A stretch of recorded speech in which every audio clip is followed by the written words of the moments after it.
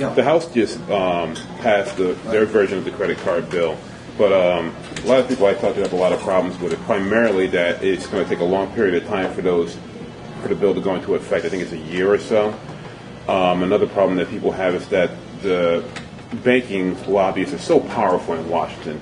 Realistically, what do you think the chances of the Senate passing the credit bill really is with the powerful lobbyists that are in Washington? As I say, I got a 12-11 vote out of the banking committee. It's the first time the banking committee's ever marked up a credit card bill, and at least to my knowledge.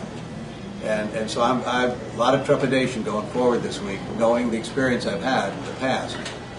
The House had an overwhelming vote. There were only 70 negative votes against it, 3-something or other in favor of it. So I like that vote. The President's helped a lot, candidly, by having a press conference on the issue and highlighting the importance. Without getting into the specifics, he stated about 25,000 feet and endorsed the principles around it, which is the right thing for him to do. And so I'm optimistic, but I've been down this road, so it would be helpful. If people want to know what they can do between now and I think we'll get it up later this week. That's the plan anyway. Letting people know how much people care about this can help. I mean, you invested a lot of political capital in this, and seeing that you come into a re-election campaign in 2010. How important is it for you to get this thing passed?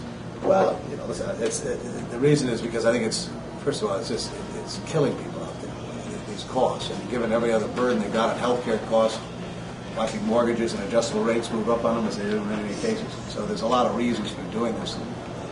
The one I care least about at this juncture, so many things that happen between now and Election Day, but on this one, I think it would be a tremendous message.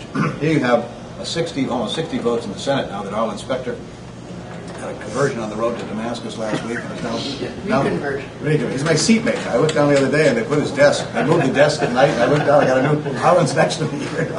So I'll be holding his hand a lot on these issues, I suspect. And the House has a good majority. And last week, though, I'll tell you why I'm acting a little more nervous. Dick Durbin, who I worked with on this whole, what is called a cram down. Again, I don't know if people follow the cram down issue, but this is what cram down is would allow bankruptcy judges to be able to sort of force a negotiation between lender and borrower on residential mortgage rates. Just to put this, what I couldn't understand is people what the argument was going to be against it, because you can cram down. If you have a vacation home, a beach house, a mountain cottage, a boat, not a 30-foot boat, but a larger boat. Mine's paid for. You can cram down on those, but if it's just your principal place rate, you cannot. I talked to the federal bankruptcy court judges here in Connecticut. They all were in favor of the bill, by the way.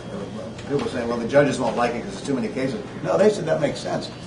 We lost 11 Democrats on that vote, the Durbin amendment, and we lost the amendment to the housing bill that's in front of the Senate right now. So I'm a little uneasy about what may happen with the credit cards stuff.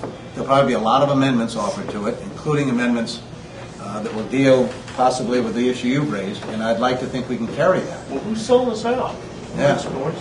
Keep an eye on those votes. Keep an eye on those votes as they come along. But I say, having lost those votes, let me know. I don't know which are the worst banks, which are the good banks, which are the bad banks. I used to on the credit card Let's stuff. pick on the worst ones. Yeah, it used to be that because there are a lot of credit card companies, more than I ever imagined out there, and so we're familiar with the big issuers. But frankly, a lot of the big issuers are engaging in a lot of these very similar practices. It's not just the fly-by-night operator or scam artist, credit card operator. Some pretty established card companies are involved in some of these very practices. The one I talked about yesterday, that woman from Waterbury, that's a major company. Chase is not a small company.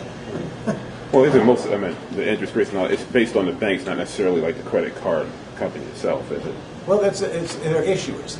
Right. Well, the community banks, they don't issue credit cards.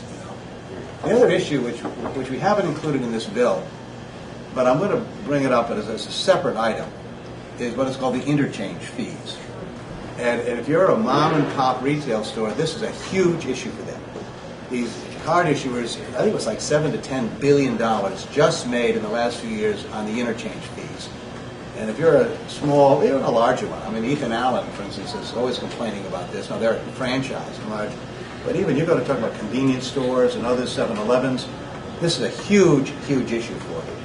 And it was just, we felt like we were maybe overloading to the point where we get to your concern, and that is, we had a tipping point where we try to do too much in this bill and you lose everything. And so what we thought, probably just keep it to the consumer side on this one and come back with interchange fees as a separate bill.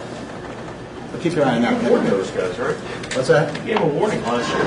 Oh, we had, I remember you told me, but Yeah. knock it off. yeah, and we, I think they just thought, because they, historically, they have won every battle. On the bankruptcy, so-called bankruptcy reform bill, those who followed, there were 12 of us that opposed that bill for 6 years. And Bill Clinton, to his great credit, vetoed it twice, I think. So that so-called reform bill finally became law. That was written by the credit card issuers. It was designed specifically, in many ways, to make it impossible for people to go into bankruptcy. You know, I carry people, but I carry the Constitution every day. And in this Constitution, in Article 1, the only specific law mentioned in this Constitution is bankruptcy. Because the founders were concerned about debtors' prisons and people never being able to get back on their feet again.